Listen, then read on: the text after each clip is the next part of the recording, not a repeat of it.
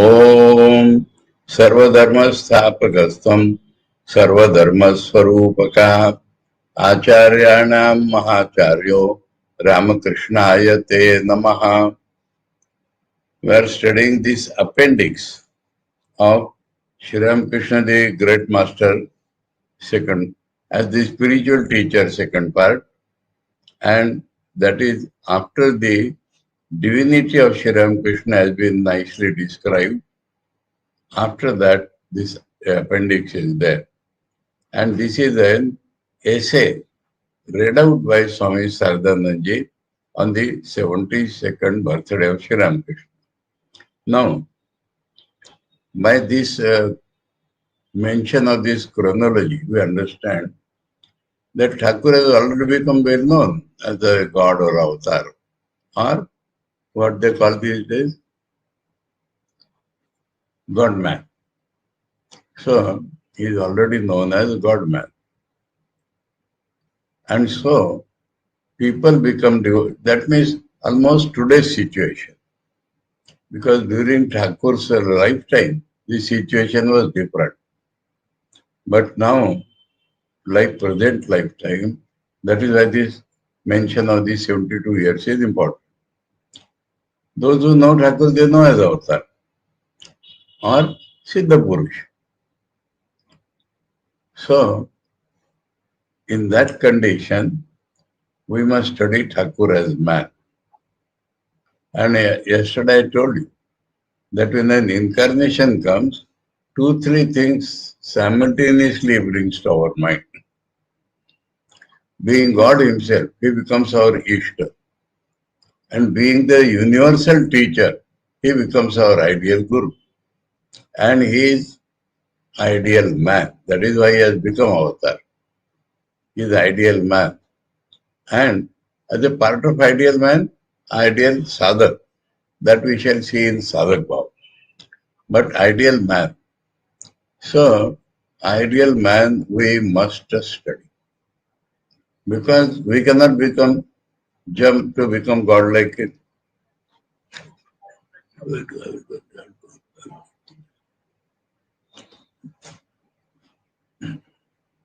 Sorry. So, God we cannot become. Guru we cannot become immediately.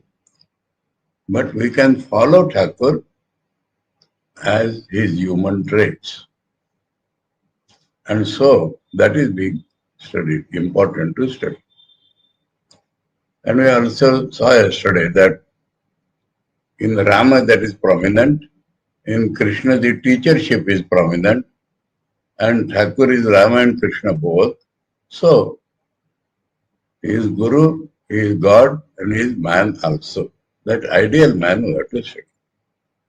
And there Saradananda Swami has described that people go to Thakur because of his powers. You will see in this world, if you ask somebody, idea of God is power.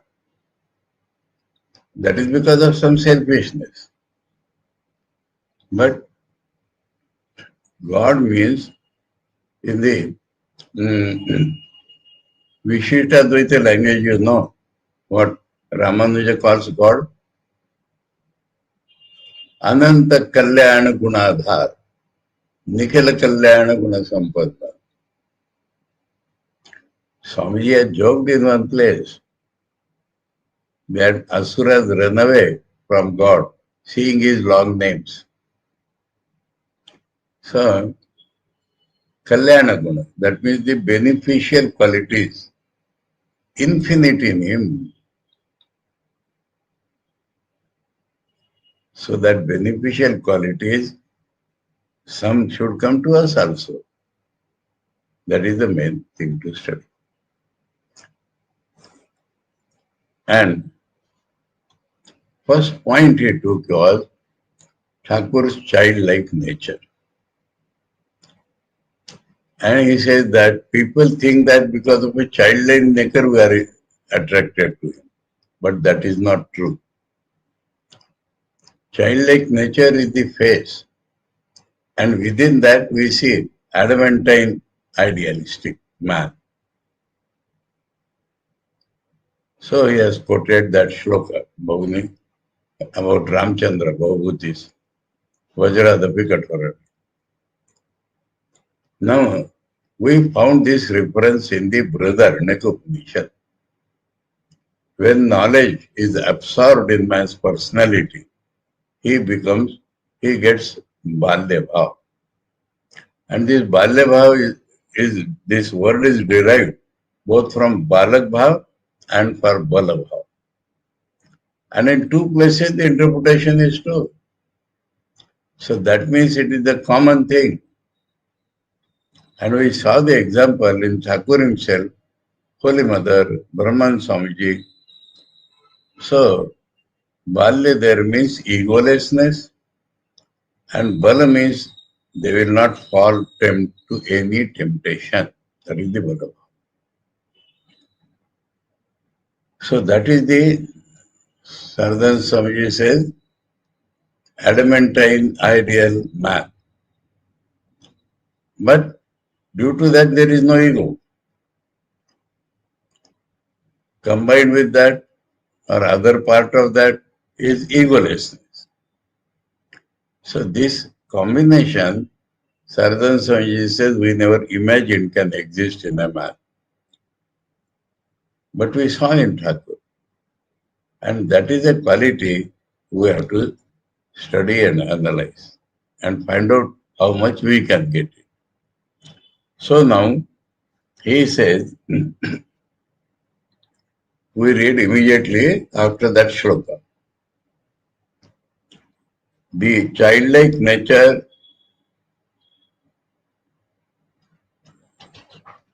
some word is missing. Yes, sir. Oh, no? The childlike nature of Sri Ramakrishna is a novel thing. Although see what is in the childlike nature. One word is there. Fathomless faith. Faith has to be deep. How deep? Fathomless. Unbounded simplicity. No limit. Unbounded simplicity. And an infinite love of truth. Infinite love of truth. Now to find out ourselves where we stand. And we have to fill that gap and try to fill up the gap. We are always manifested in his mind. And extremes look alike. So how they appear to the ordinary people? Worldly minded people saw in it nothing but foolishness. That childlike simplicity, fathomless faith, they think foolishness. And a lack of worldly wisdom. He had a deep faith in the words of all people, especially of those who assume external emblems of religion. Beg that. Because they are followers of religion. And every man is a manifestation of God.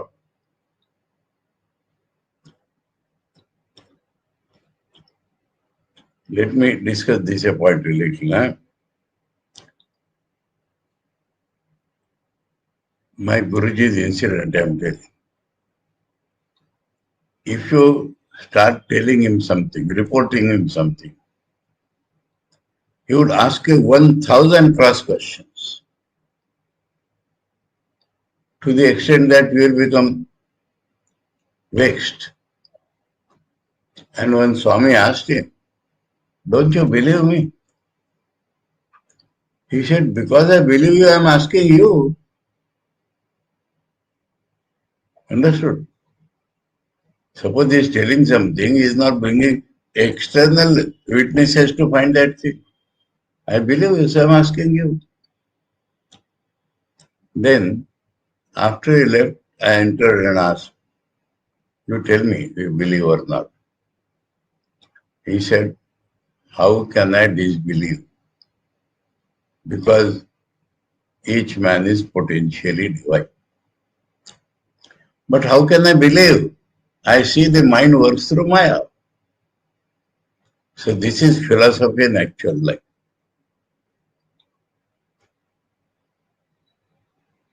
Understand? How can I believe, not believe? Because potentially divine. How can I not believe? How can I believe fully? Because his mind works through Maya.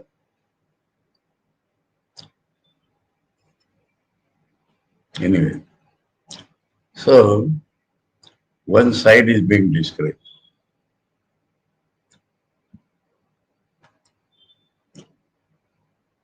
Now, the ideas current in the country and his own village contributed a great deal to the manifestation of that wonderful trait in him. Manifestation. They were not the causes. That is the inherent nature. But the atmospherical things help to that to manifest. Otherwise, if it would have been very opposite, he would have kept quiet about it. The village of Kamarpukur, the birthplace of Sri Ramakrishna. A vast stretch of land extends over many square miles, covered by green paddy fields. I've changed that word, huh? Lending the appearance of a green sea. Greyish green is mentioned, Harita Sham, because the paddy fields. Or in the absence of those, that paddy, appearing in its true grey but presenting the same sweep of a sea. That means if barren land is there, the dust or the clay is grey.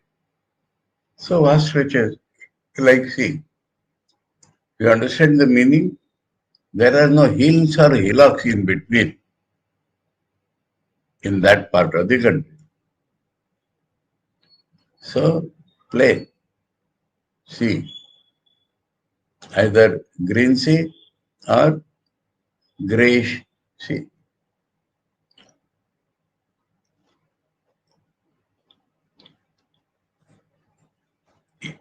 Now, in between, what is there? Houses, villages. It is studded over as by groups of islands, by small cottages of peasants.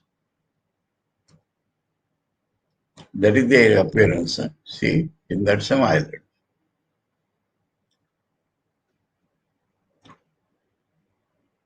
You want to see islands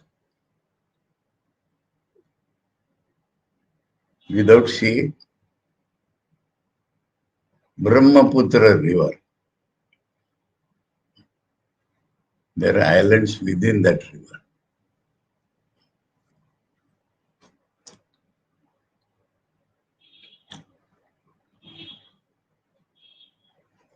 Now the cottages of peasants, neat and clean and made of earth, made of clay. The cottages are made of clay, mud.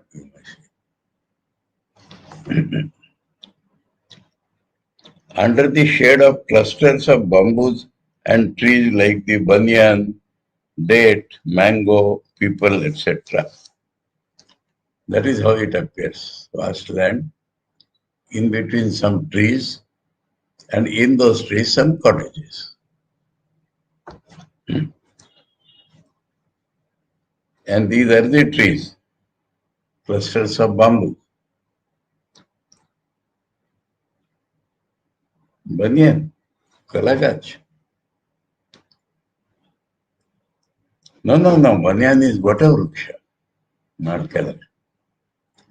Vatavruksha. Date.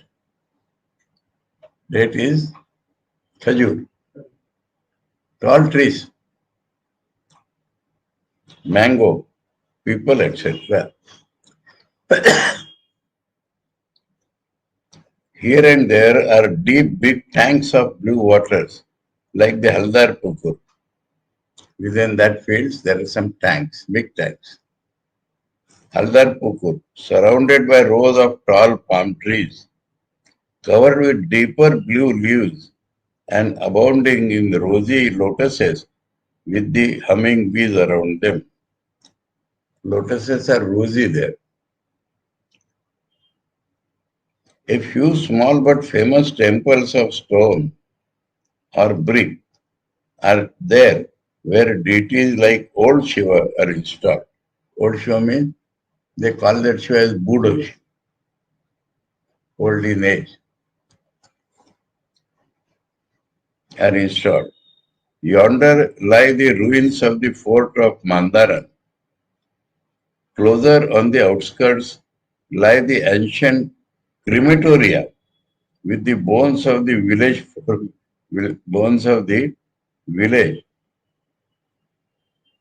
Forebears is the wrong word, huh? Forefathers. Bones of the village forefathers, lying scattered here and there. Just beside them, there are the pastures covered with green grass. What is a pasture?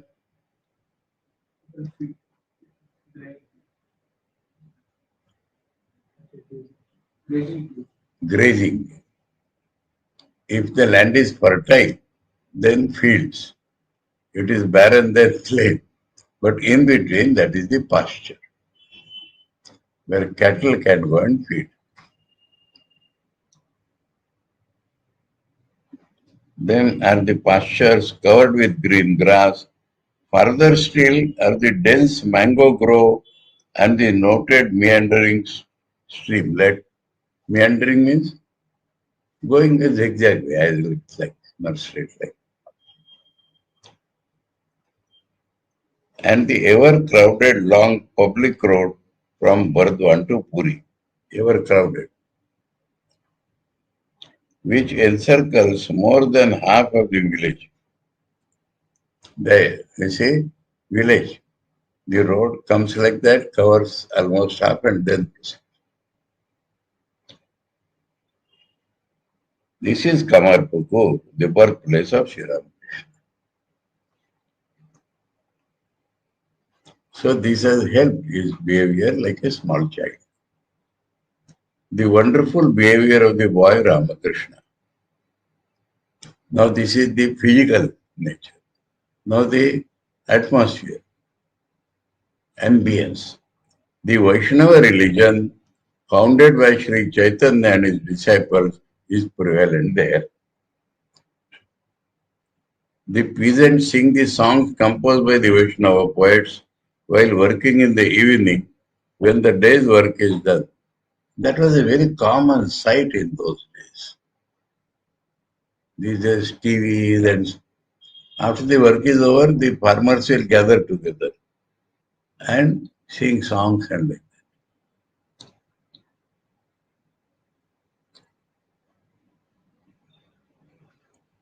They drown their fatigue in the bliss derived from these songs. What a description. How they drown their fatigue, tell me. Hmm?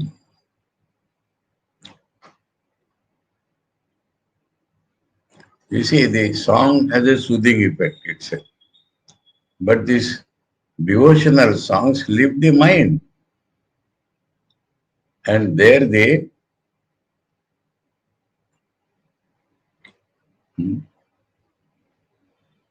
fatigue is dropped.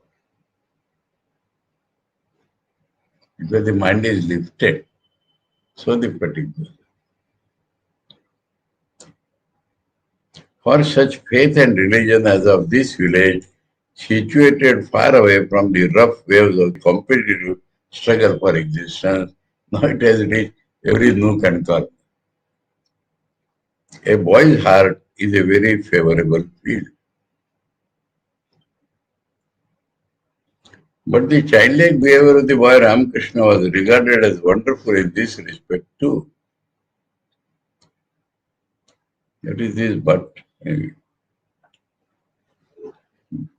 What is but? That means all boys may be simple, but this is more simple. That is what it wants to say. Uniquely simple.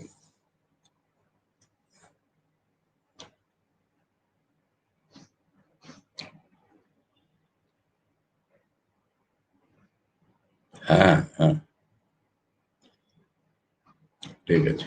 Now you see the construction of this sentence.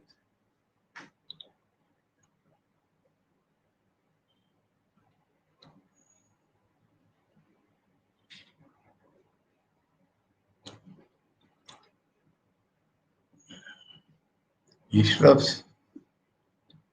strange, if you put the word. Wonderful. That means simple, other children may become. But Thakur was extreme. That is the thing. In this respect, too, we have to change some words here. Everybody was surprised to see the sublimity of his aim and his one-pointedness there too. This is different from the children. Children have no one-pointedness. Even if they fail to understand his extraordinary action. So this was noted by people. They could not understand the extraordinariness of his action. But within that childhood, they saw the aim was always sublime and concentration was full. So can we follow this? Hearing from the mouths of the expounders of the Puranas that a man uttering the name of Rama becomes purified. This boy reflected, see, connection. Why then does the expounder himself require even now purification by ablution, etc.? If the name purifies him, why does he take bath? So total purification. Or listening only once to a drama, he knew all the parts by heart and sometimes acted the drama with his friends in the mango grove.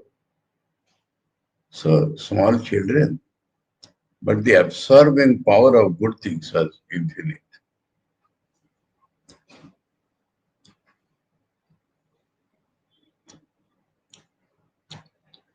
Seeing and hearing the wonderful acting and music, the wayfarer, with the friends, he started acting like that. So the wayfarers going from there, seeing and hearing the wonderful acting and music, the wayfarer on his way to another village was charmed and forgot to continue his journey.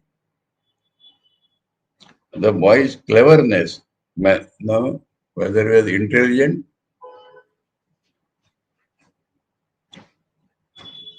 cleverness, put any word there, manifested itself in other ways too, in making images, in painting the pictures of deities, in mimicry. in music and Sankirtan, in getting by heart the Ramayana, the Mahabharata and the Bhagavata and other scriptures on hearing the recitals, and in the deep apprehension of the beauty of nature. Deep apprehension. Not only it is pleasing, but when he saw that black and white and he went into samadhi. He was, who have heard from him, in ecstasy for the first time on seeing a flight of snow-white cranes against the background of deep black rain-bearing clouds. He was then 6 or 7 years old. This is describing as a human being. So power of getting absorbed in a bhava. To become absorbed in the mood that came to him was the special characteristics of this boy's mind. Not restlessness. Pointing to the courtyard of the house of a merchant, the neverest tell even now how the person who was to act as Shiva in the conversation between Shiva and Parvati, that was the drama, became suddenly ill and was unable to act his part, how everyone requested Ramakrishna to put on Shiva's dress and act the part, but how, putting on that dress, he was so deeply absorbed in that mood that he lost all normal consciousness for a long time. Because he has put the makeup is there, an actress makeup, sure. He has put Shiva. The restlessness of a mind proper to a boy, it is evident, did not touch him. So that is his childhood. Though he was indeed a boy in age, actually he was boy there. So throughout his life, his boy nature is there. But this very boy nature. Whenever he was attracted by anything through his eyes or ears, its picture was so firmly imprinted in his mind that it was impossible for this boy to be at rest without mastering it wholly and expressing it in a novel form. Dramas and all that he absorbed. And whether a man is absorbed or not, how do you understand it? You tell me now. You are listening to my class. If you absorb it, if somebody asks you, what will happen?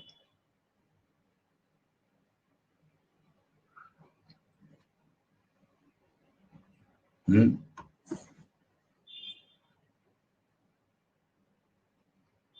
You will not repeat my words. If you absorb, you will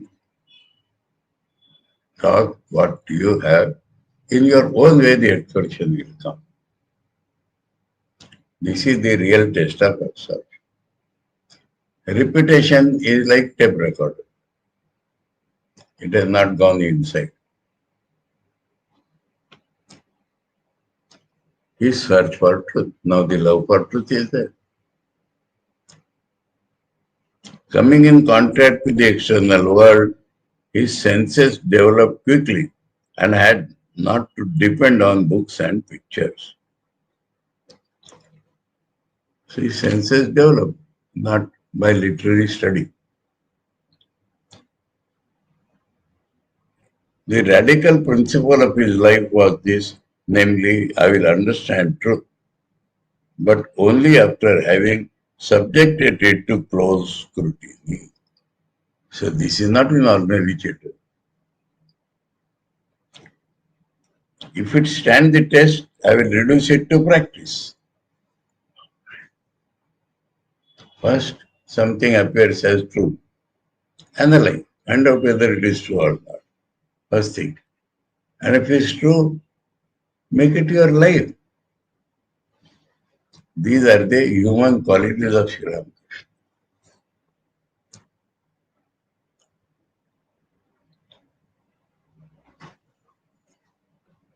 And I will not look down upon anything of the world if it is not untrue. You understand? True or untrue? Now within the truth there are so many varieties. I may like a particular variety, but I will never look down upon the other variety. That broadness of vision was there already. That truth will express itself in various ways. All this human quality. At the dawn of his youth, Ramakrishna, who possessed such a wonderful memory and intellect, was sent to a school for education.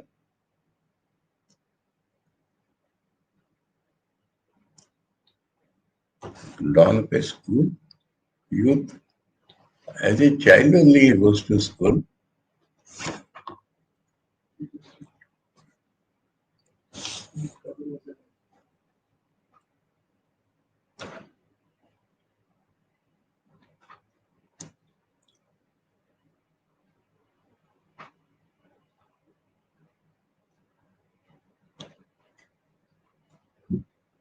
Okay.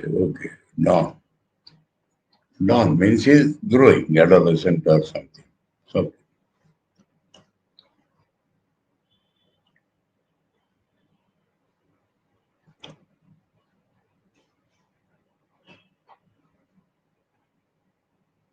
but that peculiar childlike nature of his did not come to an end. He thought, what purpose will it all serve? This hard study, this sitting up late at night, this rumination of the glosses and commentaries, will this help me in attaining the truth? Pointing to the teacher of the school, who was a finished product of that kind of education, his mind said, you also will become like him, clever at ascribing ingenious meanings to simple words.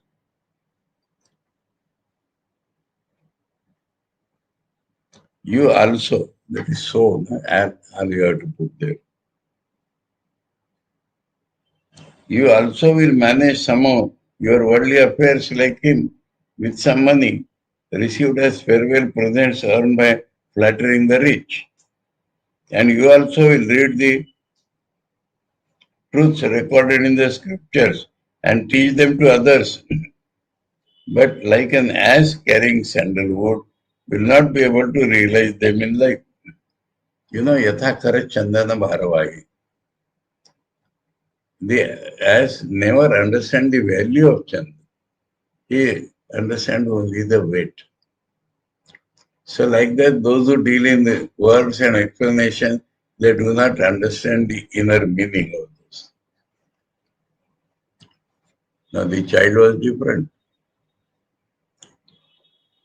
His discriminating intellect told him there is no need for that bread-winning education which enables one to bundle up rice and plantain. Go rather for that supreme education which will enable you to realize the whole truth, the hidden mystery of human life.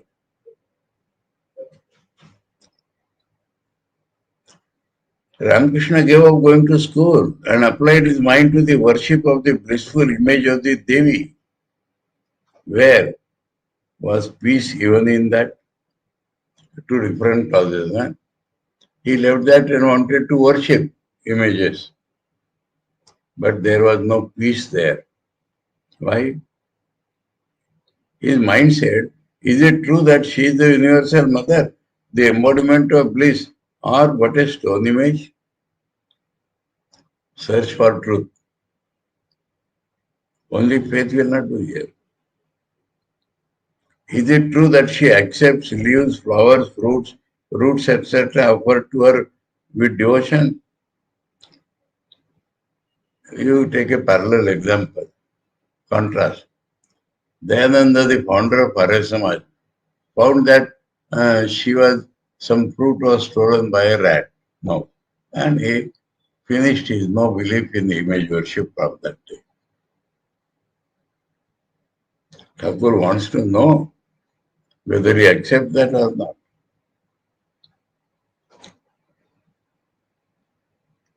Is it true that a gracious glance of hers liberates man from all kinds of bondage, and endows him with divine knowledge.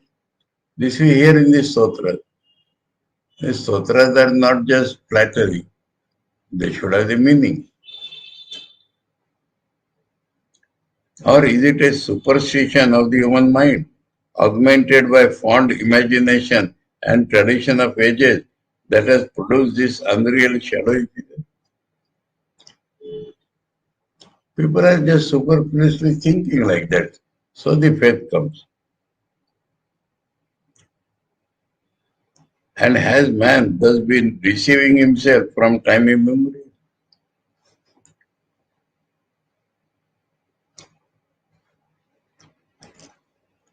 His mind became extremely eager to solve that great problem.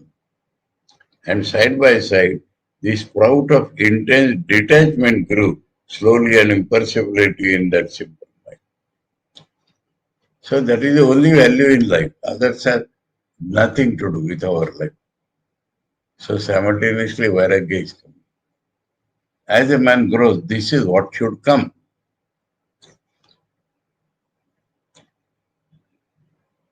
His marriage took place, but without solving that problem, how was it possible for him to enjoy worldly pleasures? His mind always remained engrossed in attempting the solution of that problem in various ways. Various ways. Singing about her, meditating on her, thinking, philosophizing. And marriage, worldly affairs, worldly thoughts, earning money, enjoyment, and even the extremely necessary eating, drinking, walking, and sleeping were all reduced to a useless memory. Gone. Old memory. The childlike nature of Sri Ramakrishna, which became the object of ridicule for the worldly wise at far of Kamarpukur, became much more developed in the Dakshineshwar temple and was regarded as insanity, more contemptible to that worldly wisdom. To that worldly wisdom, it appears as insanity, contemptible something. But was there any incoherence and aimlessness in it? Madness has incoherence between two activities and aimlessness, no particular aim. This is the test of madness. I will have the immediate knowledge of the reality beyond the senses. I will touch it and taste it in the fullest measure. Was not this the special characteristics of that insanity? I must know the truth. I must realize it. I must touch it. Sensible, direct.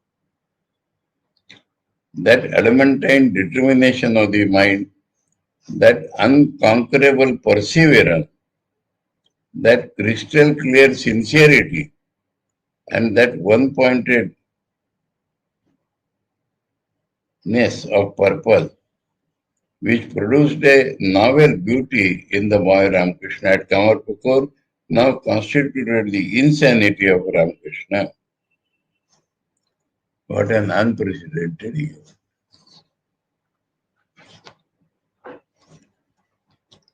A violent storm went on, raging unabated in his mind for 12 long years.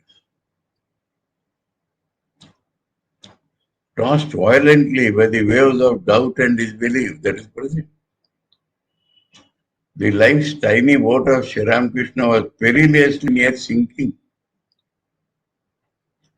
But that heroic heart never gave way, was not frightened at the sure prospect of immediate death. It went forward along its own path with only one thing to support and sustain it, the love of the divine and the faith in it.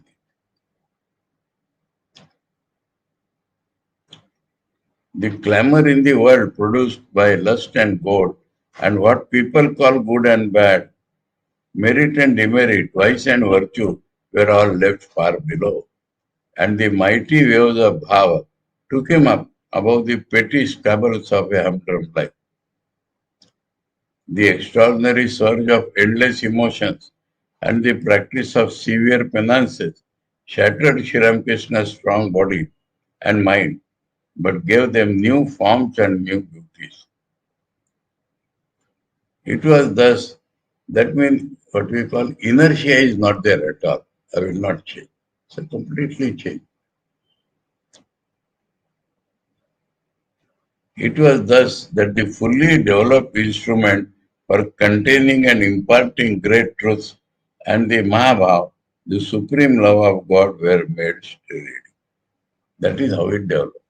You can see, thinking of him as a human being, sadhaka, fulfillment. The result of this search for truth. Will you, O man, be able to comprehend the story of this wonderful heroism? In your gross eyes, the weight and worth of a thing are determined by bulk or quantity. How can you have an idea of that power which, discarding the slightest tinge of selfishness, uproots egoism so thoroughly as to render it impossible for the body and mind to be even engaged in any kind of selfish work, however small? Small, big, no selfishness. The hands of Sri Ramakrishna used to become stiff and benumbed, unconsciously or unconsciously touching any metal. So practice hard according to what you believe. To grab it was out of question. He lost his way when he was coming along the path always familiar to him. If he took knowingly or unknowingly even very trifling things like leaves, flowers, etc., without the permission of the owner. All these incidents are already gone and had to turn back. If he tied a knot, his respiration remained suspended till he untied it. What is a knot dangerous? Why is not tolerated by Sri Ramakrishna? It signifies bondage. It signifies storing something. Storing something. Money also they keep in knots. But you are not finding his dhoti also. That is what I am telling. It is not at all necessary to tie in a knot in the dhoti. Sri Ramakrishna was using dhoti. And there was no knot. No, in our lungi, do we put a knot? I told you the other day that dhoti stands on friction of the body only. When people cannot manage, they put it knot. Like this, and like this, that's all.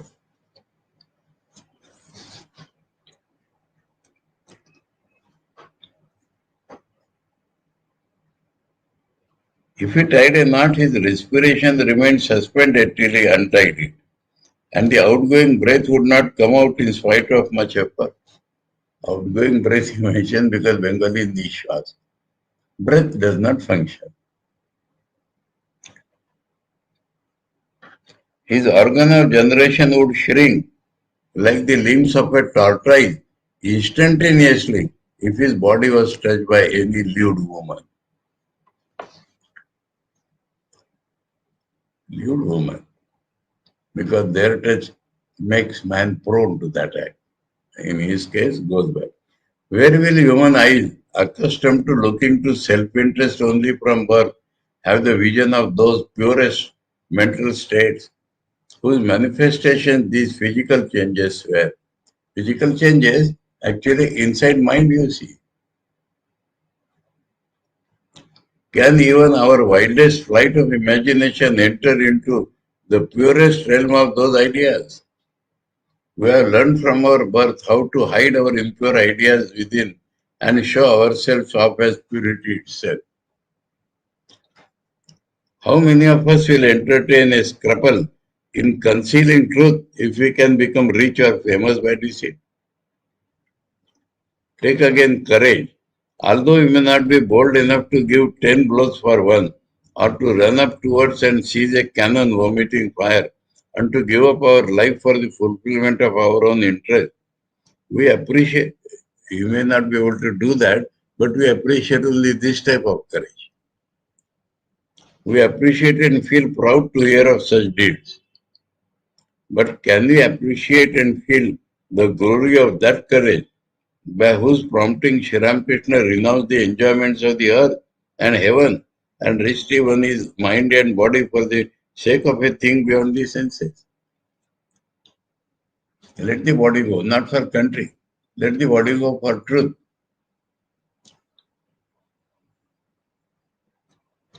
Unknown and unfamiliar to the world, the truth. If you can, O heroic reader, you attain the immortality held in veneration by ourselves and others. So this is human trait of Sri Ramakrishna. If you can follow it, we are also godlike. The deep meaning of the simple words of Sri Ramakrishna. No one had the power to understand how deep were the meanings of his very trifling words and actions because they are coming from a depth. And they were explained by himself. One day he explained to us why he mentioned names of familiar persons or things or touched them as soon as the ecstasy came to a close. That innocent desires he using to bring his mind down. Or why he named some articles of food and said that he would eat or drink it. He said the minds of people in general roam in the nerve centers of the anus of the organ of generation and of the navel only. A little purified, that mind sometimes ascend to the center in the heart and having the vision of light or luminous figures enjoys bliss. When the mind gets deeply habituated and sticks steadfastly to one ideal to the exclusion of all others, it goes up to the center in the throat, where I give. And it becomes almost impossible for it to talk of anything except that ideal on which it dwells evermore.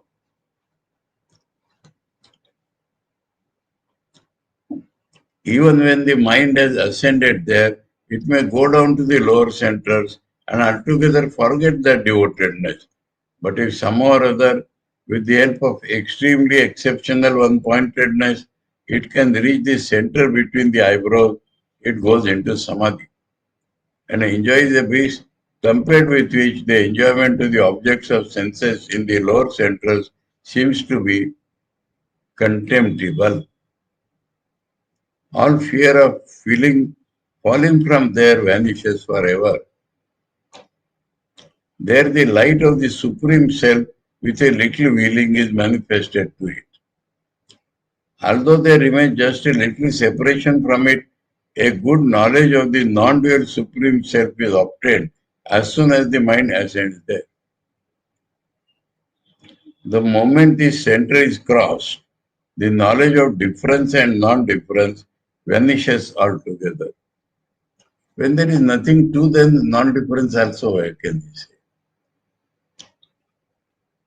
And the mind is established in the perfect knowledge of non-duality. My mind, Thakur is telling about this, my mind comes as far down as the center in the throat, and that too for your education. From this to this to this, that's all. Vairagi is always there.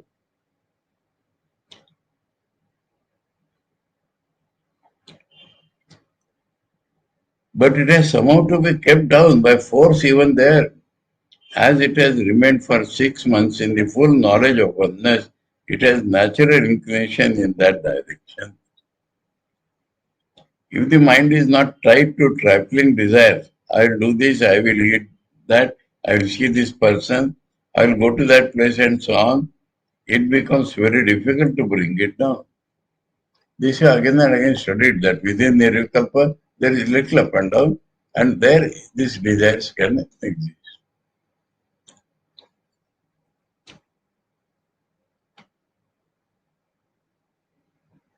And if it does not come down, everything, talking, walking, eating, keeping the body alive and the life becomes impossible. This is why at the very time of going into ecstasy, I entertain such trifling desires as I will smoke, I will go to that place, etc.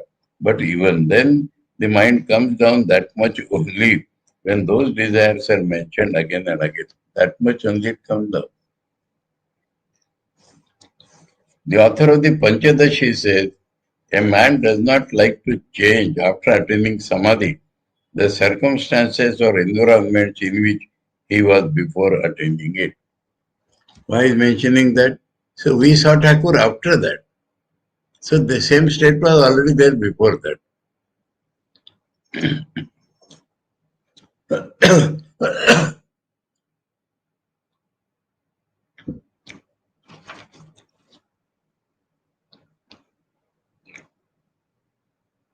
For all things of state or states except the reality of Brahman seem absolutely hollow to him. So I change. Some indications to prove how the life of Sri Ramakrishna was lived before the aforesaid current of the love of God began to flow were obtained in his ordinary day-to-day actions at Dakshineshwar. We proceed to give a few of them here. The master's daily habits, the likes and dislikes. It was his habit to keep his body, clothes, beddings, etc. very clean. He does not learn that after Samadhi. That is already easy. He himself loved to keep things in their proper places and taught others to do so. He felt annoyed if anyone did otherwise. At the time, that is a cleanliness actually, keeping things there. At the time of going to any place, he inquired whether his towel, his small bag, etc. had all been taken without any omission. And also at the time of returning from there, he reminded the disciple who was with him, lest he should forget to take everything with him. Practical. He used to be anxious to do a thing at the exact time when he had said he would do a thing. He would do it. He did not receive a thing from the hand of anyone. So this all he practiced before. He did not receive a thing from the hand of anyone except the person from whom he said he would take it, lest he should be guilty of falsehood. Even if such insistence produced any amount of inconvenience for a long time, he would put up with it, not to the other person or himself only. When he saw anyone using a torn piece of cloth, umbrella, footwear, etc., Sri Ramakrishna gave him instruction to buy a new one if he was able to do so, and if not, he himself would sometimes buy one for him. You know this point? Vairagya is not present in torn cloth. What is torn cloth? In Bengali, they use a term Alakshmi, opposite to Lakshmi. And this is inviting Alakshmi. Now a sadhu, why we should use that? Are we going to, what my teachers told me, so I am repeating. You will not have sons and daughters for whom you are keeping this.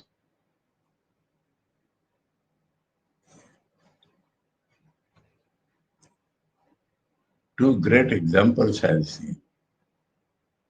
My Gurujis and Yateshwaran Maharaj. There was a person, one sadhu. And he was given the duty of serving Yatishwaran in Nagpur when he came. Now his shawl was torn and he was using the same. Yatishwaranji told his sevak, take out a new shawl and give. Same person. When he went near my Guruji, this collar of the shirt was torn. My Guruji put two fingers in that and tear up so that he cannot use it again.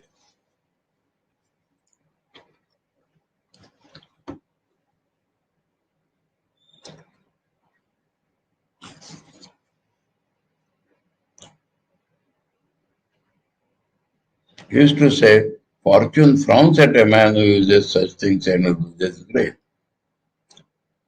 Words indicative of pride or egoism would never come out from his holy mouth.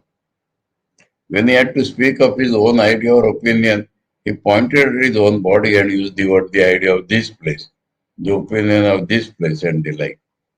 He used to observe minutely the conformation of all the features and limbs of the disciple's body, such as the eyes, the face, the hands, and the feet, as well as his actions.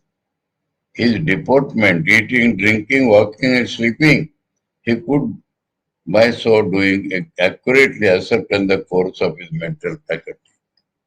Every physical thing is an expression of what is in the mind. The degree of his development and the like, so that we never found him wrong on such matters in our very intimate dealings with him.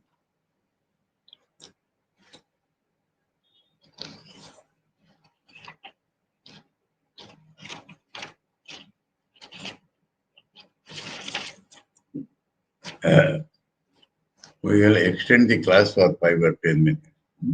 We'll finish up. Many say that each of those who went to Sri Ramakrishna thought that Sri Ramakrishna loved him more than he did all others. The deep sympathy that he had with the weal and woe of each one's life was, it seems to us, the only cause of it. Actually, from his point, we cannot call it love, we call it sympathy. And it was so deep, universal. So if your wants are fulfilled, you will think he is loving me. Although sympathy and love are two different things, the external characteristics of the latter are not very different from those of the former. It was therefore not impossible that sympathy was taken for love. It was an innate characteristic of Sri Ramakrishna's mind to become absorbed in each thing at the time of thinking of it. Think of it fully absorbed. Owing to this, he could exactly know the state of each disciple's mind and could rightly prescribe whatever is necessary for the improvement of that state. Mahamud. In the course of describing Sri Ramakrishna's childlike nature, we have tried to show how fully he learned from his childhood the use of his eyes and other senses, seeing Brahman everywhere.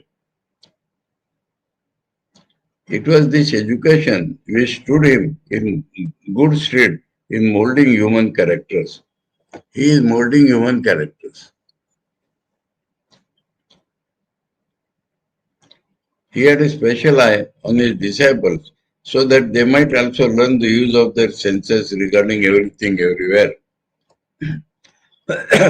He daily taught them to have recourse to reason before performing any action. Analyze, not sentimental fools. We heard him say again and again that it was reason alone which would reveal the merits and demerits of things and make the mind go forward towards the true renunciation. Vivek Vairag. He had never any liking for a person of a narrow intellect or of one devoid of it.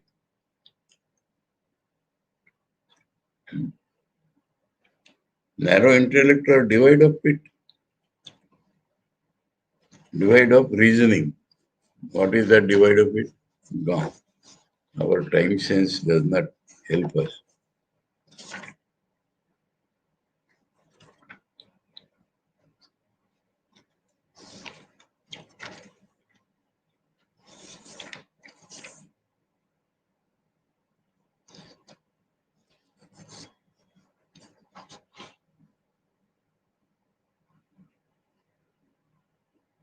बुद्धिहीनेर और एकदशी बुद्धि. So divide of intellect.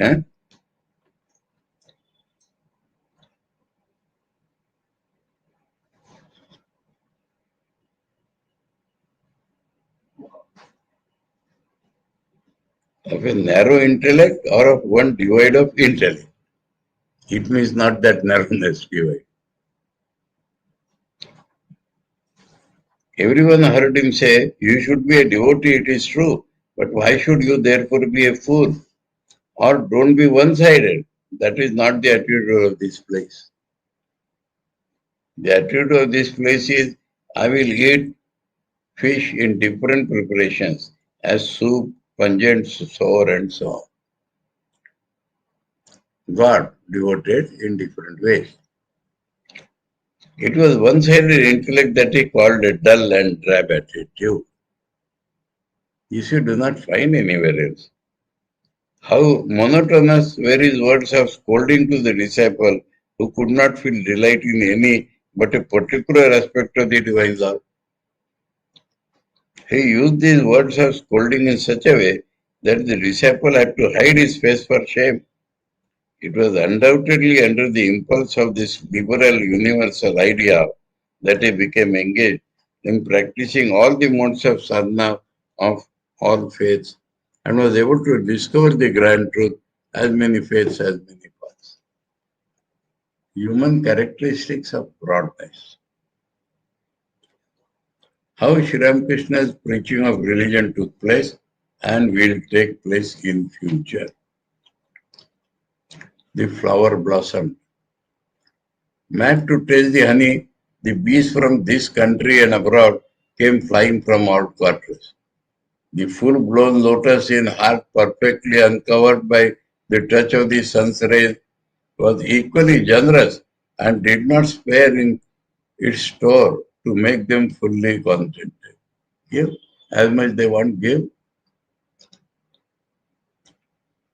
Has the world ever before had the taste of that immortal honey of spirituality which Ramakrishna gave it to the world? Sri Ramakrishna was altogether innocent of Western education and whose life was built on the pattern of the eternal religion of India. People think that Western education makes one broad. Regarded by moderners as superstition, has the world ever before witnessed the play of that great power of spirituality which Sri Ramakrishna accumulated and imparted to his disciples, under the forceful impulse of which the people, in spite of the light of modern science, are realizing that religion is an object of immediate knowledge, something living and moving that can be experienced, and are perceiving that an undercurrent of a universal, eternal, and unchangeable religion has been flowing in the hearts of all. Through the disciples, Acharya Nama Acharya, they are seeing that religion can be realized.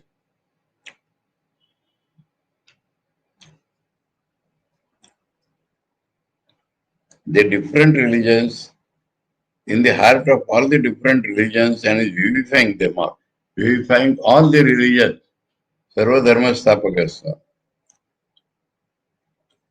Have the words of hope and assurance been ever before proclaimed into the world that man, traveling from truth to truth, like the wind from flower to flower, is slowly and gradually proceeding towards an immutable non-dual truth?